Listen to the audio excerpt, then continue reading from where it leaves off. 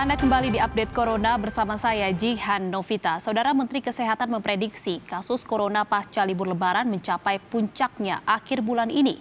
Epidemiolog memprediksi kasus harian di akhir Juni berpotensi menembus angka 50.000 kasus.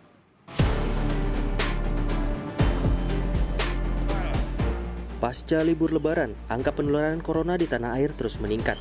Sejumlah wilayah seperti Kudus juga menjadi zona merah pandemi corona.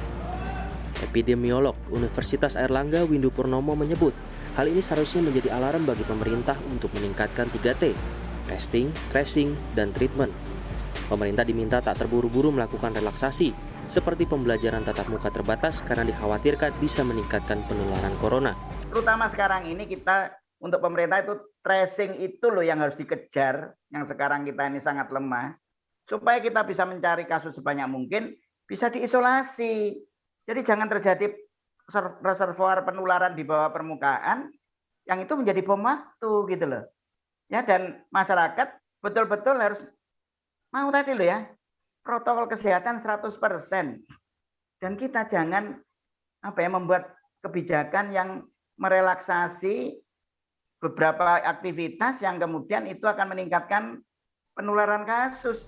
Epidemiolog Griffith University Australia, Diki Budiman menyebut Indonesia mengalami gelombang pertama yang cukup panjang. Ia memprediksi Indonesia akan kembali mengalami puncak peningkatan kasus pada akhir Juni, dengan angka kasus harian mencapai 100.000, lebih besar dari puncak yang dialami pada Januari.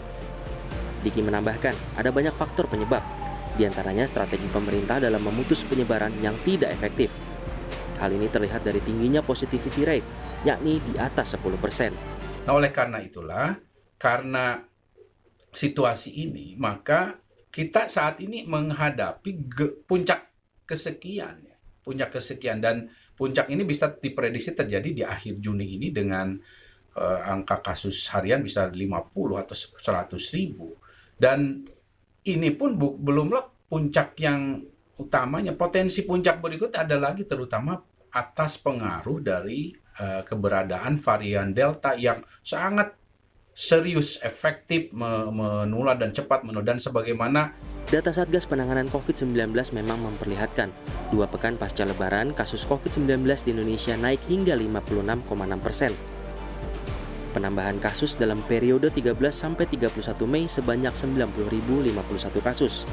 Satgas COVID-19 menyebut kenaikan ini masih lebih kecil dibanding kenaikan 2 pekan pasca Lebaran tahun lalu. Tim Liputan Kompas TV.